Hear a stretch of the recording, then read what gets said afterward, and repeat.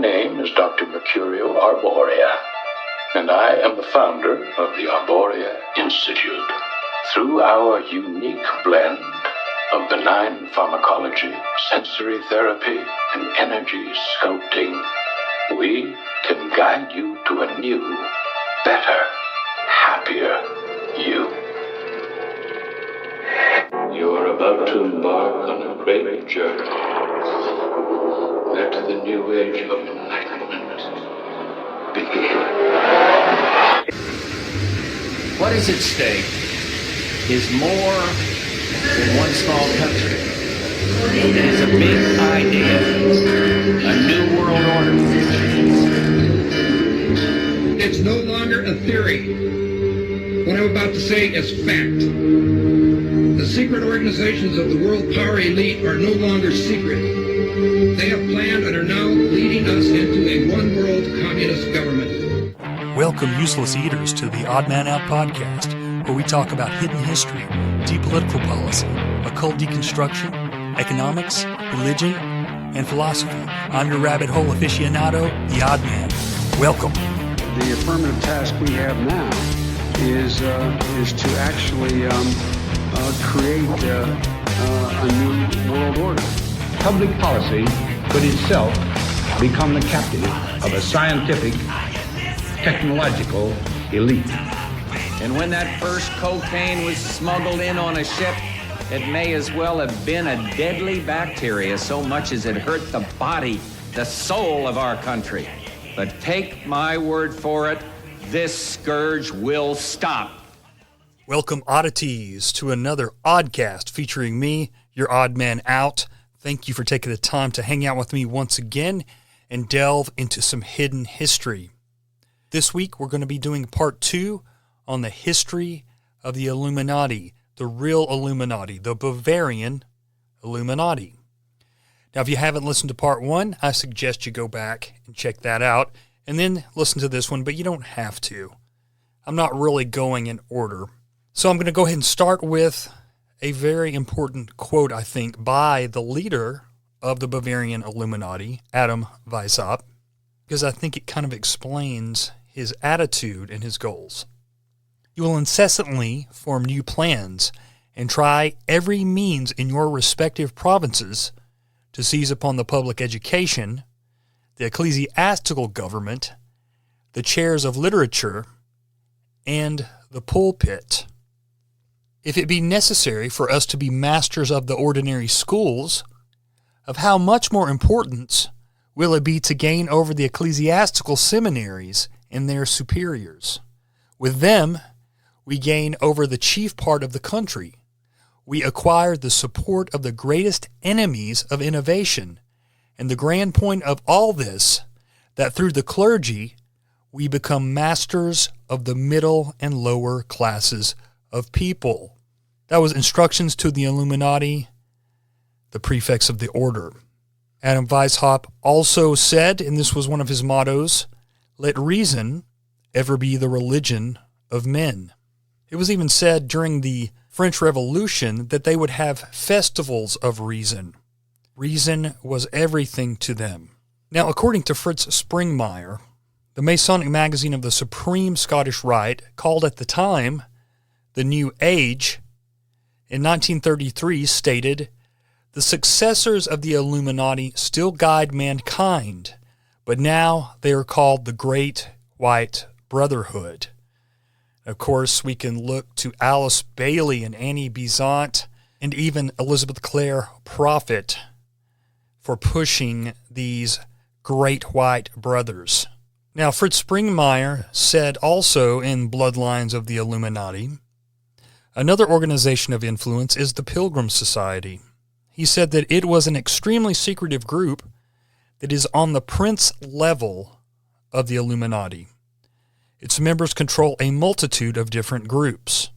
I just thought I would throw that in there because I have done several shows on the Pilgrim Society. Weishaupt's second in command was Baron von Nigge or Knigge or Nig. I've heard it said all these different ways, so I'll just say Nigge. It's Knigge. He was a very well-to-do, well-respected Mason and elite. He said, "Our general holds all religions to be a lie and uses even deism only to lead men by the nose." Now, this is a quote by Hone Wronski. He was a mathematician, a messianist philosopher, physicist, inventor, lawyer, and occultist. He was really into Freemasonry and the Kabbalah. And he wrote several books where he really seemed to kind of give a straight dive on some of the goings-on that I'm sure at the time would have seemed very taboo and not looked upon favorably. He said, "As the supernatural efforts made by the mystic association to take part in creation can neither be practiced nor discussed publicly, and being equally debarred from openly directing the destinies of the earth as governments would oppose it, this mysterious association can perforce only act the secret societies. Thus, actually, it is in the heart of mysticism that all secret societies, which have existed and still exist on our globe, are born, and which, controlled from this mysterious source, have dominated, and notwithstanding governments, continue to dominate the world. These secret societies, formed when needed, are detached into groups, distinct and apparently opposed, professing respectively and in turn the most contrary opinions of the day, so as to direct, apart and with confidence, all parties, political, religious, economic, and literary. They, in order to receive common direction, are again united to an unknown center, where this powerful source is hidden, which seeks thus invisibly to control all earthly scepters. And without a doubt, all these secret societies are themselves controlled through the skill of certain other chiefs, controlled and directed according to the ideas and orders of an unknown supreme committee who governs the world." Now, I'm not saying that I believe that all of these different groups are indeed controlled by one council. Although you do have in the Scottish Rite this Supreme Council of 33, which was based in Charleston, South Carolina. I'm not sure if it's still there, but I've walked those streets.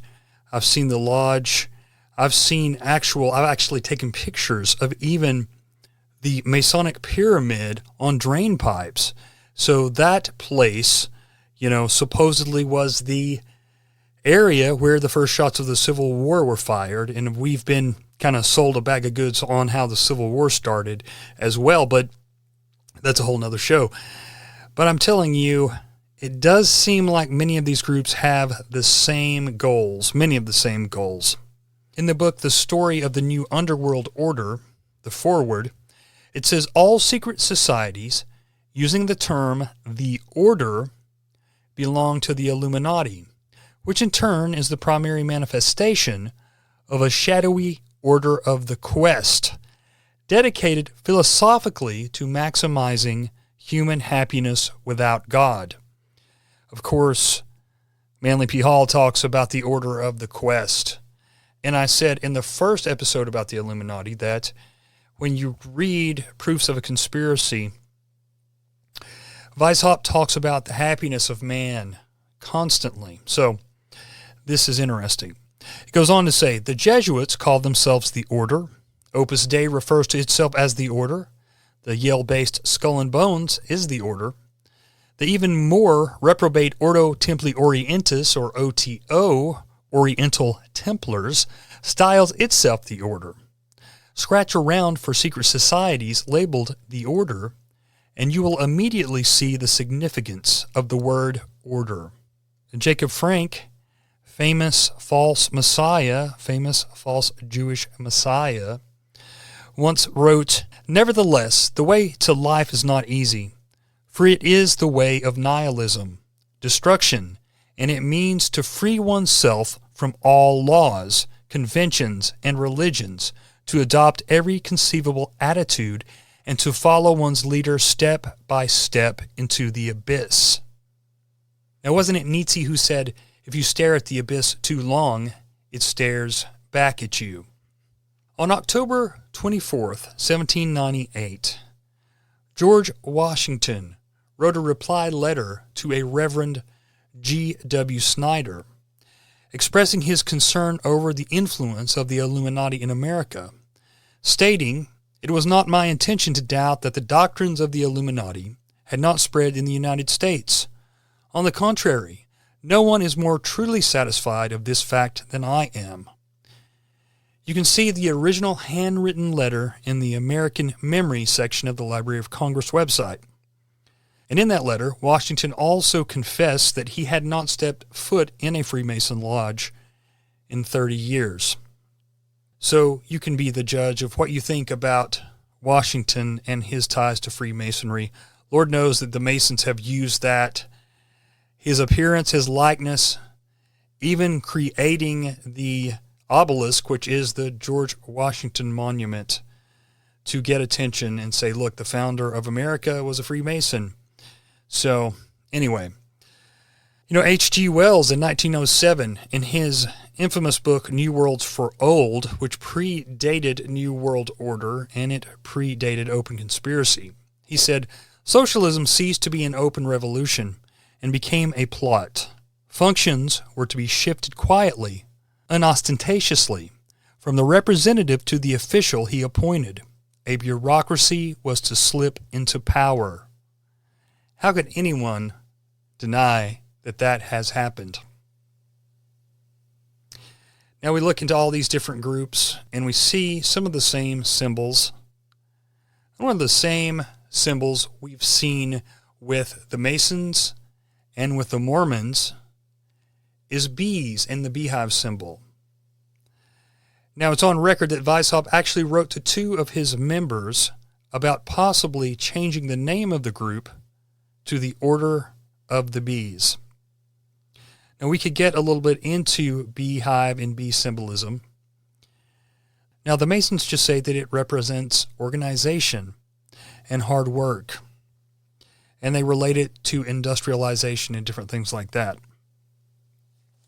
Now actually there's a book that I've never gotten because it's always like $35, but the Reverend G.W. Snyder, who had been writing to George Washington about the Illuminati. I believe his name was George Washington Snyder, if I'm not mistaken. He wrote a book called The Age of Reason Unreasonable. So I think that could be an interesting book if I ever pull the trigger on buying it, because I'm sure he's making the case that the Age of Reason went too far, which of course it did, because all of these movements always go too far. Now, it was said that the Bavarian Illuminati was created officially on May 1st. The chosen date of May 1st for the order's birth also has semiotic significance. Traditionally, May Day celebrations are a remnant of fire and sun worship, variously known as Beltane in the British Isles and Walpurgisnacht in Germany and Northern Europe. I hope I said that right.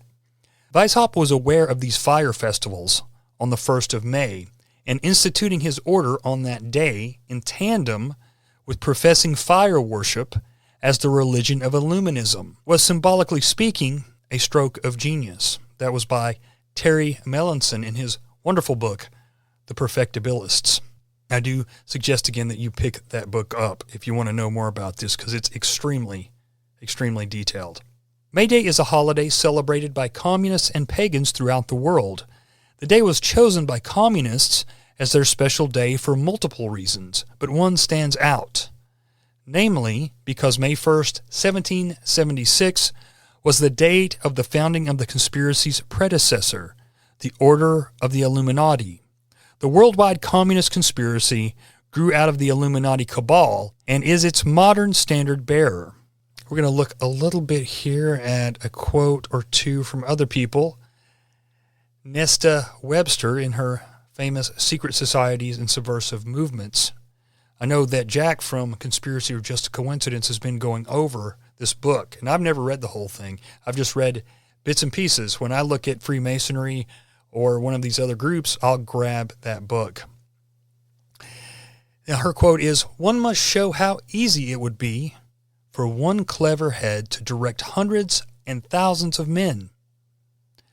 I have 2 immediately below me, into whom I breathe my whole spirit, and each of these 2, again, has 2 others, and so on. In this way, I can set 1,000 men in motion and on fire in the simplest manner, and in this way, one must impart orders and operate on politics. That was, again, Adam Weishaupt. Of course, we went over this, and we go over this all the time, it seems like, when we study these different groups, because apparently the Jesuit order is something to behold.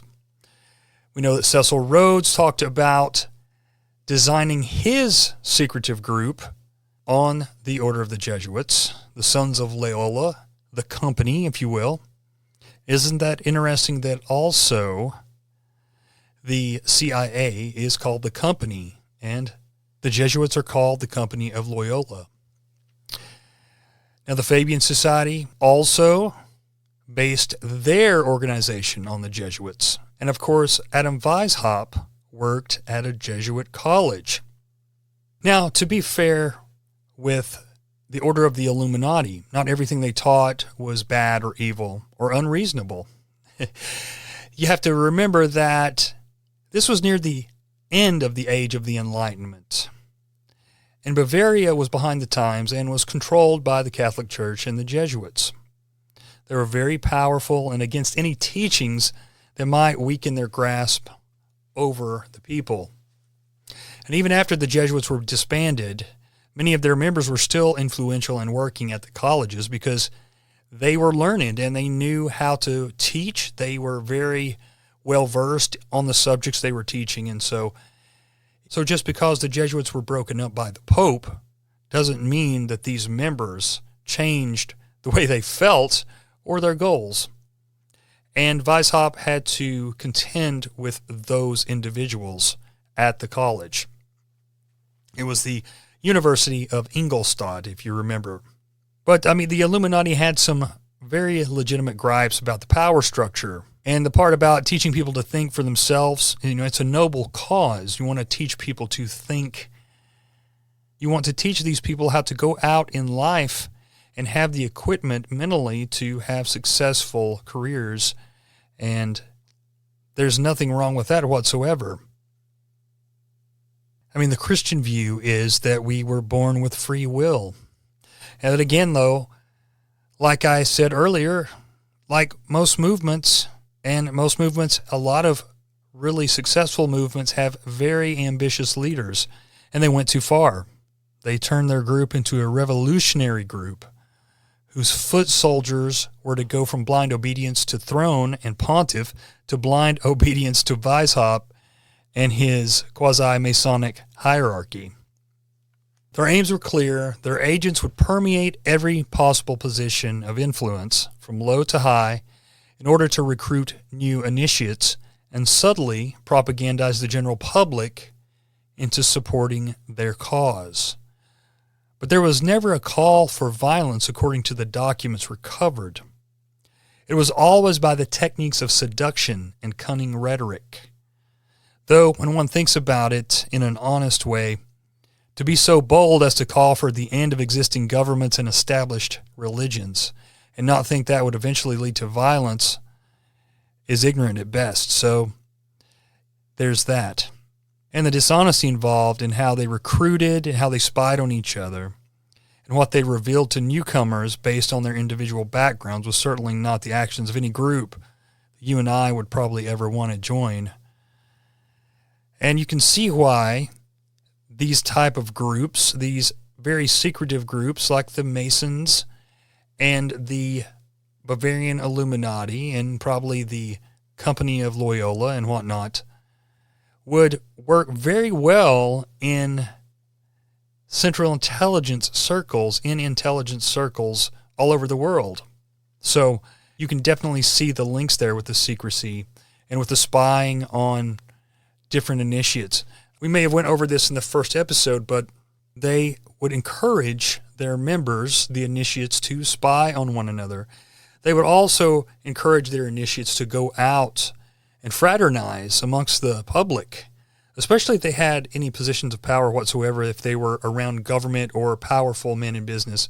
They would encourage them to spy and write down in meticulous detail everything they could, not only about the people they were spying on, but also about themselves. So again, that goes right along with spying and intelligence. Now we'll mention a few quotes from James H. Billington, who wrote the book Fire in the Minds of Men, which is highly regarded. He served as the head of the Library of Congress. He was the 13th individual to do that. He served under Ronald Reagan, George H.W. Bush, Bill Clinton, George W. Bush, and Barack Obama. Now, this is a very interesting book, if you can find it. He's one of the few people with his gravitas, if you will, that's written quite a bit about Illuminism, the revolutionary spirit, Freemasonry, and the effects it had on not just America, but other places as well, but mainly the founding of America. He says the Illuminists co-opted the organizational structure of their conservative Masonic rival. In the process, they acquired some of the mysterious allure that they had not possessed as an arid cult of rationalistic intellectuals. Illuminism also became much more political. Weishaupt appears to have initially seen Masonry as a kind of intermediate training ground for Illuminists, after they had entered the order, but before they joined the secret inner circles. And from John Robeson in the famous Proofs of a Conspiracy on page 12, he says, "None is fitter than the 3 lower degrees of Freemasonry. The public is accustomed to it, expects little from it, and therefore takes little notice of it. Next to this, the form of a learned or literary society is best suited to our purpose, and had Freemasonry not existed, this cover would have been employed. And it may be much more than a cover. It may be a powerful engine in our hands. By establishing reading societies and subscription libraries, and taking these under our direction and supplying them through our labors, we may turn the public mind which way we will." Let's talk a little bit about the rituals.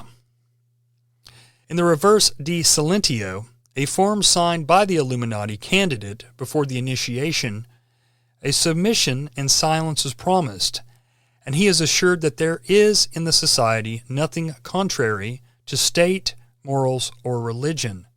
Before the oath is administered, it is said a sword is pointed at his breast. And he is told, "Shouldst thou become a traitor or perjurer, let this sword remind thee of each and all the members in arms against thee. Do not hope to find safety whithersoever thou mayest fly.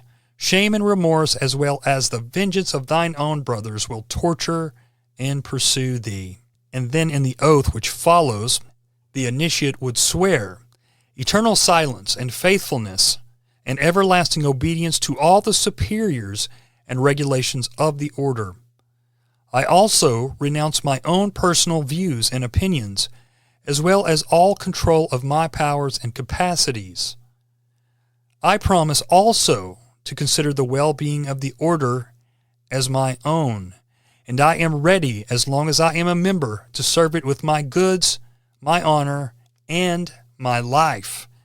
If I act against the rules and well-being of the society, I will submit myself to the penalties to which my superiors may condemn me. And in the Illuminatus minor degree, it states, "We must do our utmost to procure our advancement of the Illuminati to all civil offices." Dennis L. Cuddy says in The Power Elite, the Illuminati's censor at the Minerval Assembly, which was at night, would bow in front of a pyramid painted on the wall. Member Brutus, Count Ludwig Savioli, said the order must possess the power of life and death in consequences of our oath, by the same right that any government in the world possesses it, for the order comes in their place, making them unnecessary. You can see how the order would have had an influence on the French Revolution. Member Cato, Franz Zwack, described as the number 3 in the hierarchy. He told of a strong box which, if opened, would blow up and destroy its contents. It was said to possess receipts for abortions, a composition which blinds or kills when sprayed in the face, and a method for filling a bedchamber with pestilential vapors. And it was also reported that Adam Weishaupt's dying wife's last wish was that he would marry her sister, allegedly. He had impregnated her before the proper time had passed after his wife's death. They hadn't gotten married, of course, because it wouldn't have looked right. He was a college professor, and there was certain rules that they had to go by, of course. So before he could marry her, he knocked her up. And if that was found out, he would have gotten terminated. In the documents found, there was correspondence between him and member Marius Jacob Hertel, where Weishaupt confesses, "I have tried every method in our power to destroy the child in her womb." Allegedly, he was not successful. There was also papers found regarding how to take off impressions of seals so as to use them afterwards as seals, a collection of some 100 of such impressions with a list of their owners, princes, noblemen, clergymen, and merchants. There was also a manuscript called Better Than Horace. This manuscript was actually printed and given out at the Leipzig Fair, and it was said to be an attack in bitter writing of this Ajax character, as also a dissertation on suicide. There was found in the handwriting of member Zwack a project for a sisterhood in subserviency to the designs of the Illuminati. In it are the following passages: "It will be of great service and procure us both much information and money, and will suit charmingly the taste of many of our truest members, who are lovers of the sex. It should consist of 2 classes, the virtuous and the freer-hearted. They must not know of each other, and must be under the direction of men, but without knowing it. Proper books must be put into their hands, and such, but secretly, as are flattering to their passions." So there you see them being spied upon, so they'll know which books that they could give them. There was also a set of portraits or characters of 85 ladies in Munich, with recommendations of some of them for members of the Lodge of Sister Illuminati. Also injunctions to all the superiors to learn to write with both hands, and that they should use more than one cipher. They had a secret cipher that you can find online that was very similar to Jewish gematria. Immediately after the publication of these writings, many defenses appeared. It was said that the dreadful medical apparatus were with propriety in the hands of Counselor Zwack, who was a judge of criminal court, and whose duty it was, therefore, to know such things. The same excuse was offered for the collection of seals. But how came these things to be put up with the papers of the Illuminati, and not to be in the handwriting of one of that order? Weishaupt says these things were not carried into effect, only spoken of, and are justifiable when taken into proper connection. We'll go over a couple of things we mentioned earlier in this show, but we'll get into more detail here. Adam Weishaupt's instructions to those of the degree of the epops. He says, the Illuminizing legislature would state, "You will incessantly form new plans and try every means to seize upon the public education, the ecclesiastical government, the chairs of literature, and the pulpit. Specifically concerning public education, in the instructions on the government of the Illuminis, laws for local superiors, one finds the following. Our strength chiefly consists in numbers, but much will also depend on the means employed to form the pupil. Young people are pliant and easily take the impression. The prefect will therefore spare no pains to gain possession of the schools which lie within his district, and also of their teachers. He will find need of placing them under the tuition of members of our order, for this is the true method of infusing our principles and of training our young men. It is thus that the most ingenious men are prepared to labor for us and are brought into discipline, and thus that the affection conceived by our young pupils for the order will gain as deep root as to all other early impressions. We talk about how the education system has been taken over. Even if this is not connected directly to the Bavarian Illuminati, we can go back to the show I did on the Fabians and see how their goals was pretty much the same as far as education goes. They actually had a lot of goals that are very similar to the Bavarian Illuminati. Now let's talk a little bit about symbolism. We know that the owl was one of the Bavarian Illuminati's symbols. I was writing this down and I just thought about it, the age of reason and knowledge, knowledge and gnosis with the Gnostics. And there's always a Gnostic vibe with all these different groups, it seems like.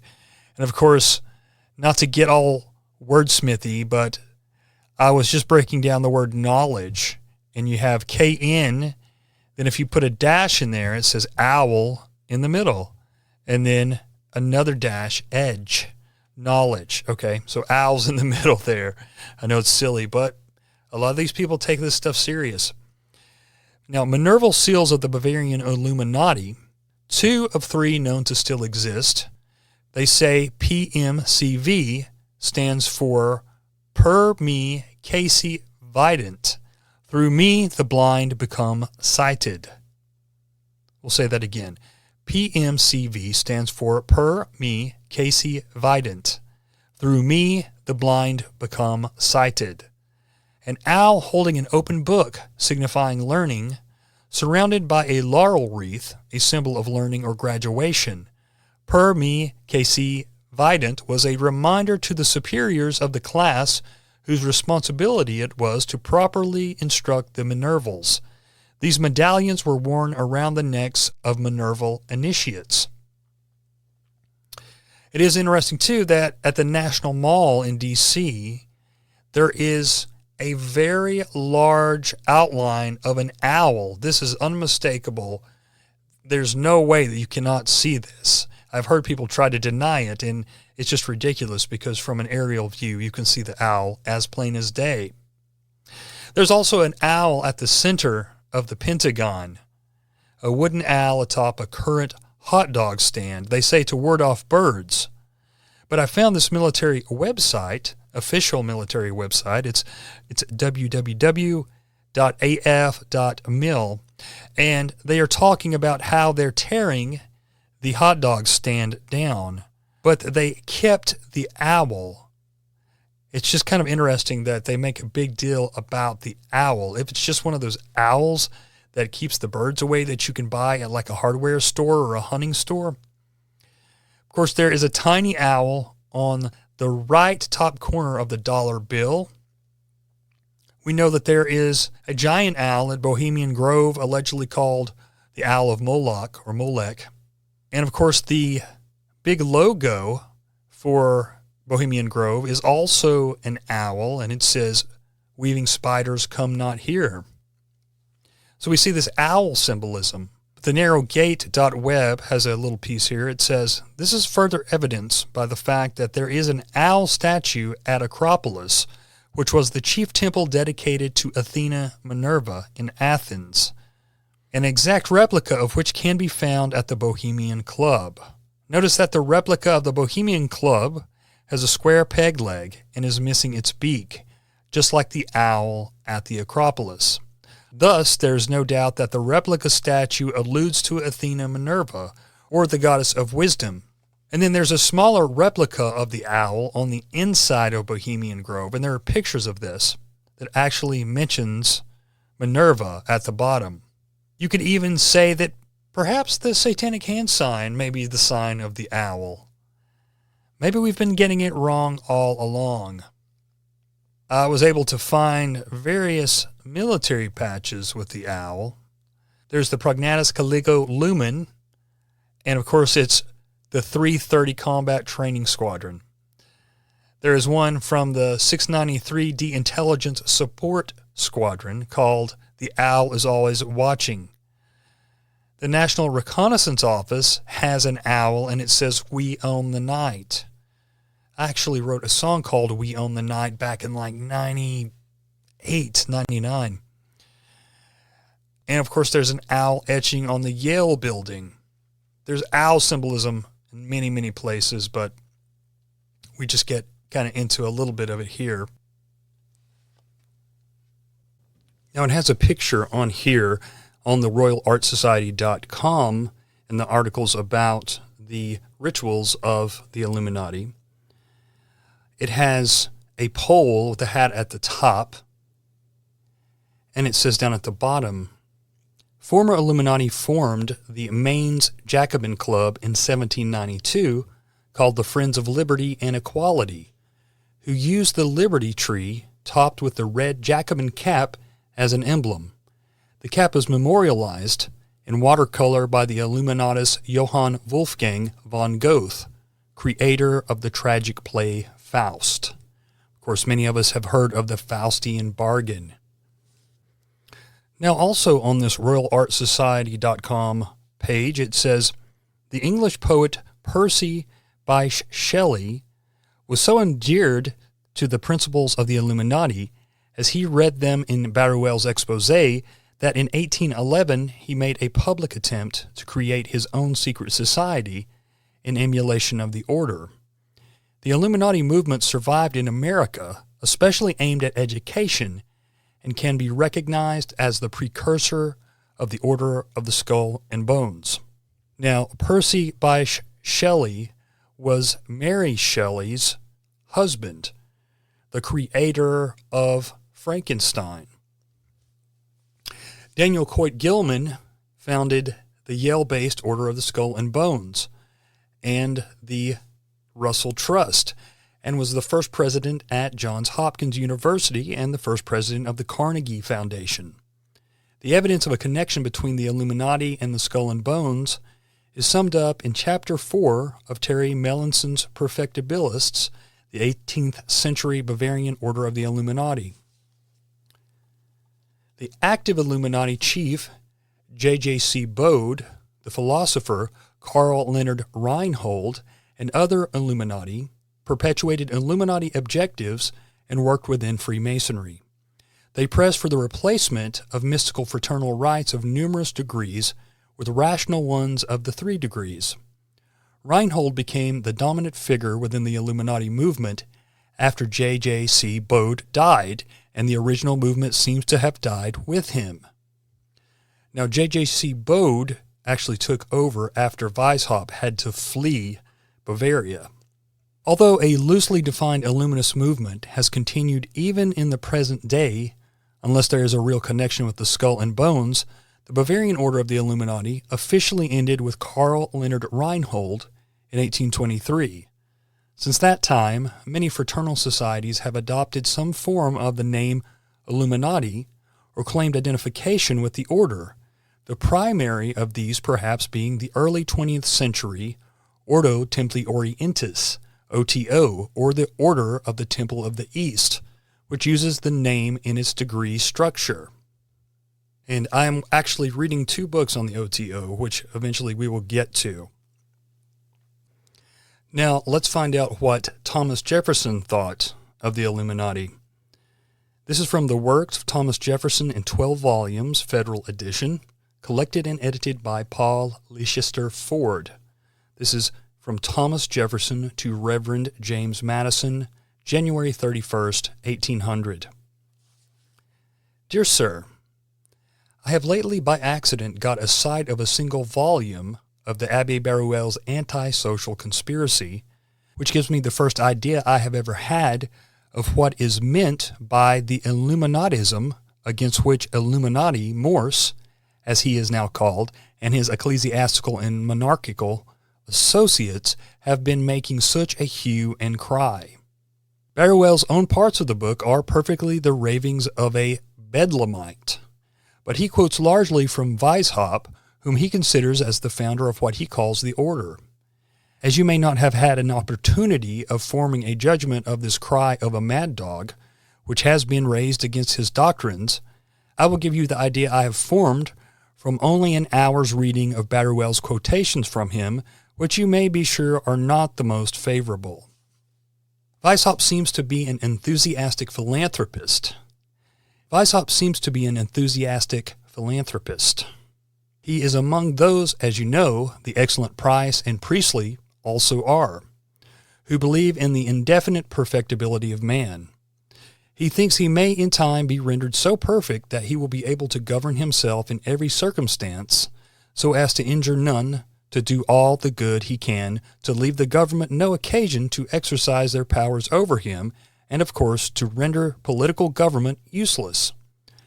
This, you know, is Godwin's doctrine, and this is what Robison, Barruel, and Morse had called a conspiracy against all government. Weishaupt believes that to promote this perfection of the human character was the object of Jesus Christ, that his intention was simply to reinstate natural religion and by diffusing the light of his morality to teach us to govern ourselves. His precepts are the love of God and the love of our neighbor, and by teaching innocence of conduct, he expected to place men in their natural state of liberty and equality. He says no one ever laid a surer foundation for liberty than our Grand Master, Jesus of Nazareth. He believes the Freemasons were originally possessed of the true principle and objects of Christianity and have still preserved some of them by tradition, but much disfigured. The means he proposes to effect this improvement of nature are to enlighten men, to correct their morals, and inspire them with benevolence. Secure our success, says he, we abstain from our violent commotions. To have foreseen the happiness of posterity and to have prepared it by irreproachable means suffices for our felicity. The tranquility of our consciousnesses is not troubled by the reproach of aiming at the ruin or overthrow of states or thrones. As Weishaupt lived under the tyranny of a despot and priests, he knew that the caution was necessary even in spreading information and the principles of pure morality. He proposed, therefore, to lead the Freemasons to adopt this object and to make the objects of their institution the diffusion of science and virtue. He proposed to initiate new members in his body by gradations proportioned to his fears of the thunderbolts of tyranny. This has given an air of mystery to his views, was the foundation of his banishment, the subversion of the Masonic order, and is the color for the ravings against him of Robison, Barruel, and Morse, whose real fears are that the craft would be endangered by the spreading of information, reason, and natural morality among men. This subject being new to me, I have imagined that if it be so to you also, you may receive the same satisfaction in seeing which I have had in forming the analysis of it, and I believe you will think with me that if Weishaupt had written here, where no secrecy is necessary in our endeavors to render men wise and virtuous, he would not have thought of any secret machinery for that purpose. As Godwin, if he had written in Germany, might probably also have thought secrecy and mysticism prudent.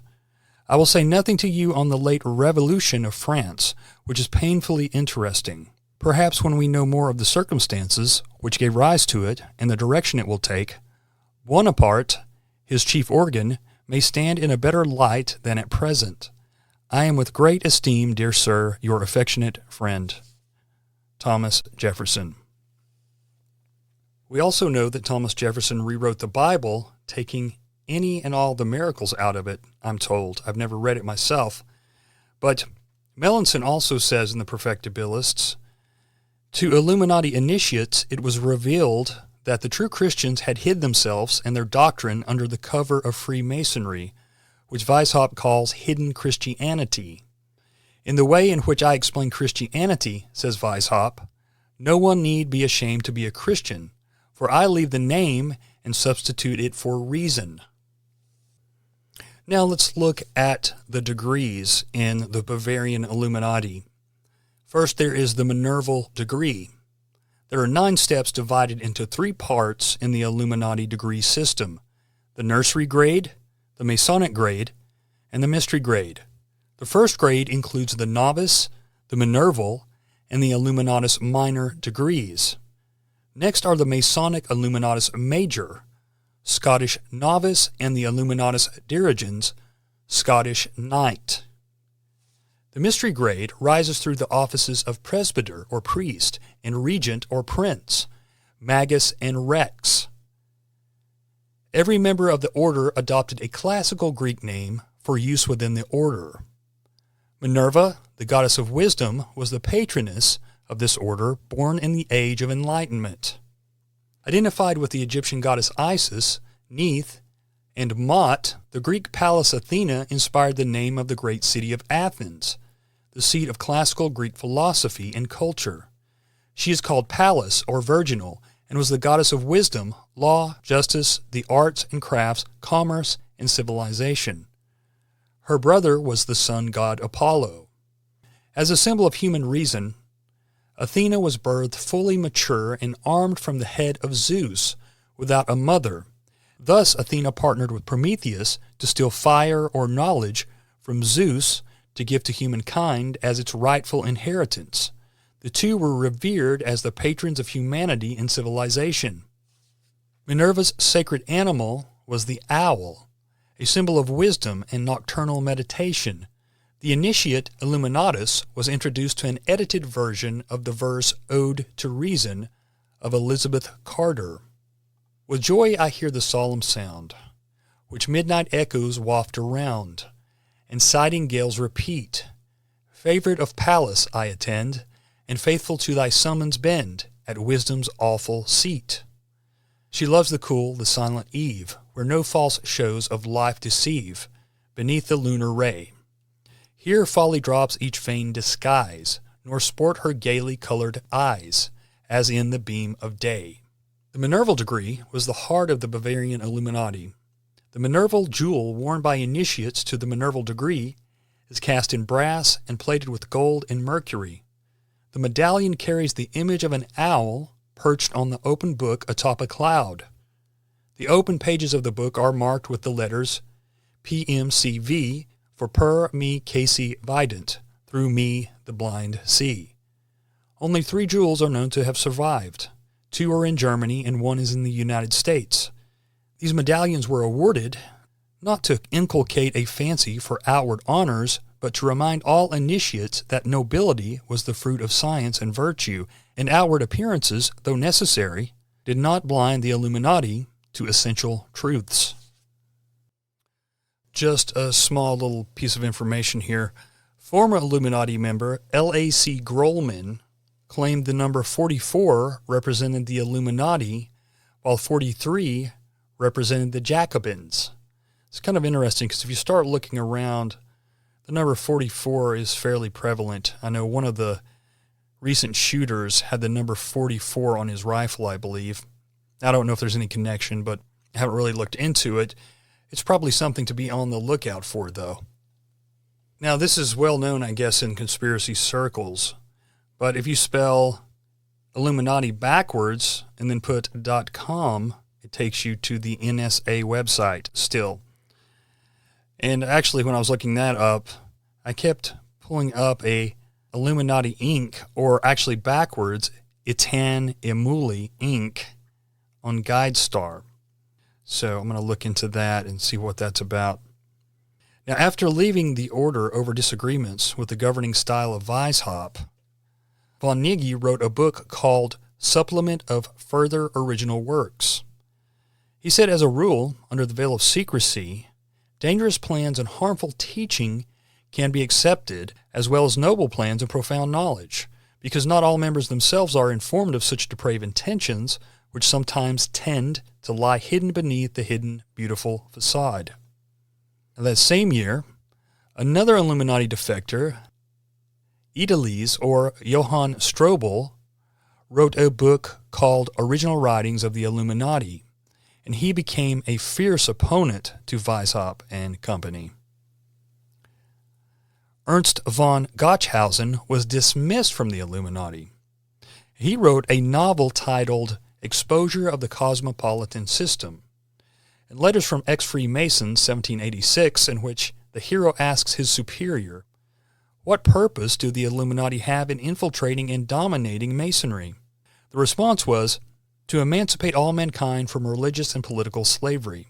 And the superior continued, when nations are no longer separated from one another, when citizens are no longer influenced by the exclusive interest of any state or the parochial sentiment of patriotism, world citizenship. What does it mean? You are either a citizen or you are a rebel. There is no third choice. It was actually said that von Nigge talked about world citizenship quite often. This is from The Brotherhood and the Manipulation of Society.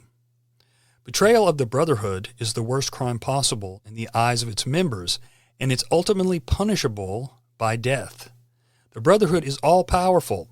All top-level members of the police and military forces around the world are placed there through the Brotherhood as Brotherhood tools. Judges and lawyers, media moguls, businessmen, and politicians are recruited so that no member of the Brotherhood elite is ever in danger of being held accountable by the system for any crime or misdemeanor. The Brotherhood can, and quite literally does, get away with murder because it is also the law in which opposes it. If a non-Brotherhood member should slip through the net and achieve high status, then there are ways to ensure that such people are unable to achieve their full potential. It infiltrates every area of our society at all levels. But at the top, in the highest social and monetary bracket, the Brotherhood prevails almost in total. It is the single largest vehicle for the perpetuation of Luciferic consciousness on earth. Again, that was Ivan Fraser and Mark Beeston from The Brotherhood and the Manipulation of Society. According to Abbé Baruel's History of Jacobinism, he quotes Weishaupt as writing, "I have seen everything. I have prepared for everything. Let my whole order go to rack and ruin.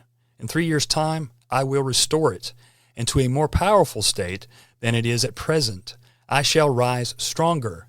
I can sacrifice whole provinces. The desertion of a few individuals, therefore, will not alarm me." Baruel also said there is a joint juridical deposition by former Illuminati member Joseph Utzschneider, George Grunberger, and Johann Kozendy before Elector Karl Theodor, September 9, 1785, in which they indicated they were informed by several of their brethren that this sect, the Illuminati, under different names, has already spread itself in Italy, in Austria, in Holland, in Saxony, on the Rhine, and even as far as America. Again, in The Fire in the Minds of Men, James Billington said, "It was Jacobin French revolutionist Honoré Mirabeau's evocative language and his popularization of Illuminist concepts that, during the early years of the revolution, swayed many of the conspirators in Paris." Dennis Cuddy says in The Power Elite, French Freemason and librarian for Voltaire said in 1789 in his book Essai sur la secte des Illumines, Essay on the Sect of the Illuminists, the first year of the French Revolution, that "You who are misled, or could be, know that there is a conspiracy. It was formed in the deepest darkness, a society of new beings who knew each other without being seen, who understood each other without explanation, who serve without friendship. The goal of the society is world government, taking over the authority of sovereigns, taking their place, and leaving them nothing more than the empty honor of wearing the crown." Biographer Terry Pinkard said that Hegel, who the Hegelian dialectic is attributed to, was actually mentored by Bavarian Illuminati member Pythagoras Aderbites, or Jacob Abel. Perhaps that's yet another link to the Order of Skull and Bones. According to the French author who wrote the definitive book recently translated into English on the Bavarian Illuminati, Le Forestier, King Frederick William II of Prussia wrote to Frederick Augustus, the Elector of Saxony, on October 3, 1789, that he had been informed a Masonic sect who are called the Illuminati, or Minervals, after having been expelled from Bavaria, have become formidable and have spread rapidly throughout the whole of Germany and into neighboring countries. Alan Axelrod of the Strong Museum and the Henry Francis DuPont Winterthur Museum wrote in his book, The International Encyclopedia of Secret Societies and Fraternal Orders, John Ruskin of Oxford was reputedly a student of the Illuminati. And of course, Ruskin was the mentor of Cecil Rhodes. You see these things coming together. Will Banyan, in A Short History of the Round Table, Part 1, We know the Round Table was one of the groups spawned from the Cecil Rhodes wills. He wrote in a section called The New Weishaupt, which is all about Cecil Rhodes and his forming his secret society of the elect to take over the world. In 1870, Wilhelm Wundt established the first laboratory for psychology at the University of Leipzig. Wundt's grandfather, Kirchenrat Karl Wundt, was a member of the Illuminati whose code name was Raphael. To show the less than 6 degrees of separation, G. Stanley Hall, father of American education, John Dewey's mentor, was a student of Wilhelm Wundt, actually the first American student of Wilhelm Wundt, and he worked with the Order of Skull and Bones. With the abolishment of the Illuminati in Bavaria in 1786, Weishaupt fled to the court of Saxe-Gotha under the protection of the Duke Ludwig Ernest II, who ruled there and was a high-ranking Illuminatus, code name Quintus Severus Timoleon. Ernst too was initiated into the Illuminati in 1783, and today's British royal family are his direct descendants. According to René Le Forestier, in his book about the Illuminati, in 1915, Ernst II, on February 25th, 1777, had become a member of the Strict Observance Masonic Lodge, and a banquet table was brought in having the shape of a T symbol, noticeable on monuments of the old Knights Templar. And Hermann Schuttler, in his book on the Illuminati, said the father of modern educational theory and practice, Johann Heinrich Pestalozzi, codename Alfred, founded a branch of the Illuminati in Zurich, Switzerland in 1783.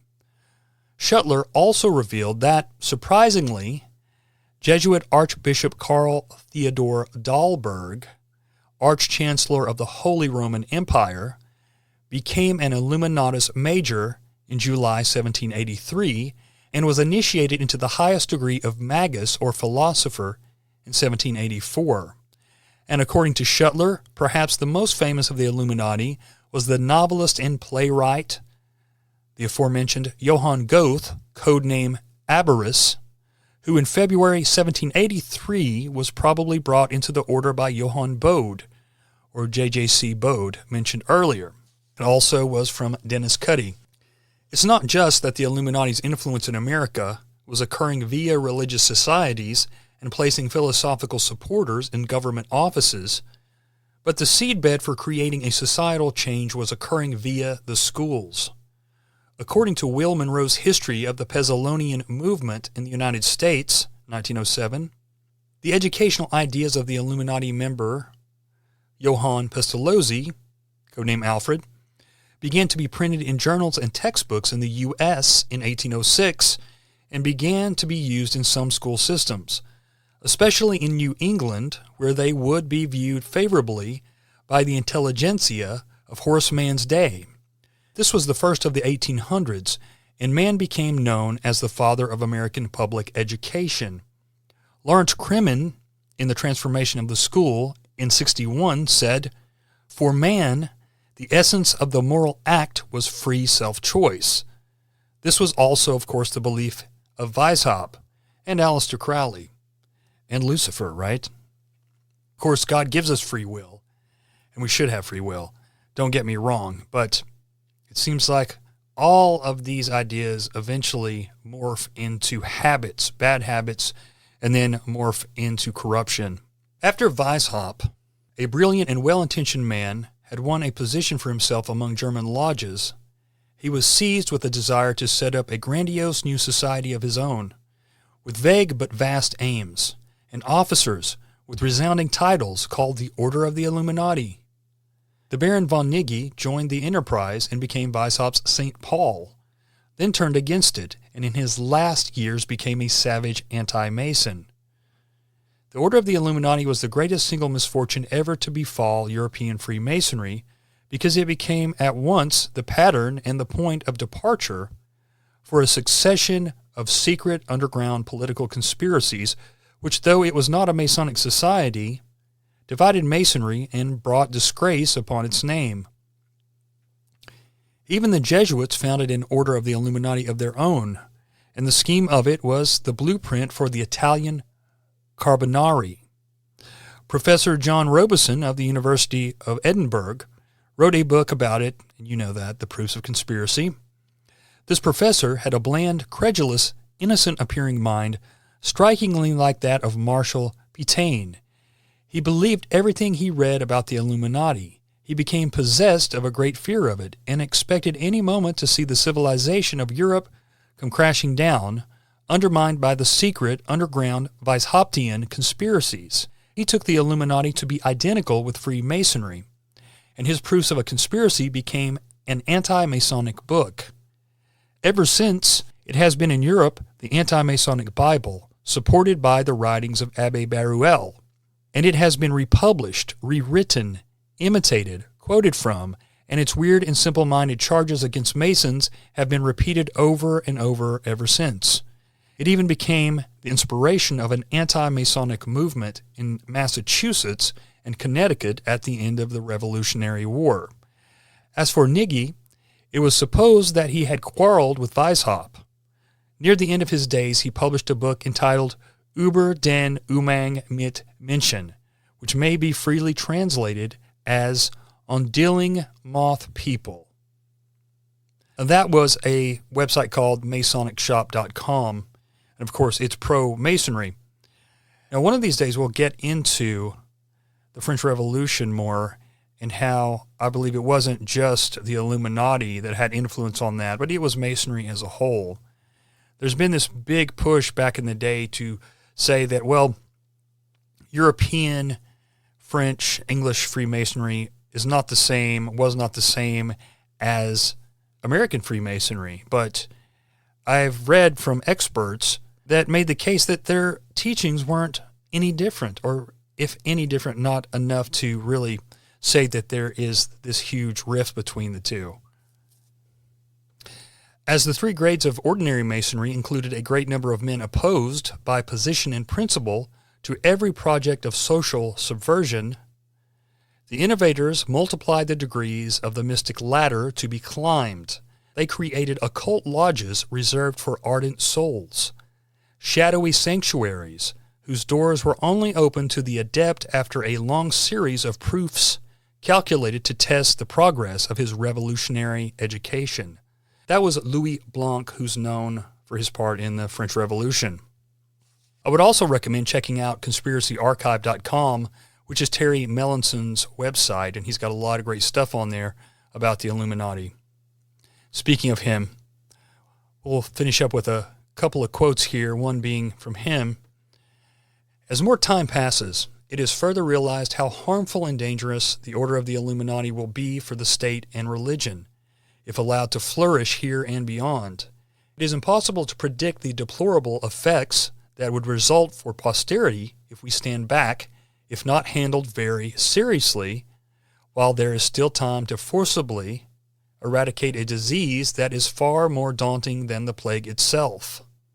And I'll refer to a quote that everyone knows by John F. Kennedy. The very word secrecy is repugnant in a free and open society, and we are as a people inherently and historically opposed to secret societies, to secret oaths, and to secret proceedings. But are we really? We were founded by Freemasons. And from the light bearers of darkness, it starts off with a quote. In all he did, in all he taught, he kept his aim in sight, to get the deeds of darkness done, disguised as works of light. He spread his poison slow and sure through many a specious sect, and made the evil seem the good, bamboozling God's elect. That was called The Coming of Lucifer by X. All right, guys, that ends the history of the Illuminati Part 2. Thank you for taking the time to hang out with me and listen. I hope that you learned something you can take with you and talk about to others. Thank you for your support. Thank you especially to my patrons. And if you want to become a supporter, go to patreon.com/theoddman out.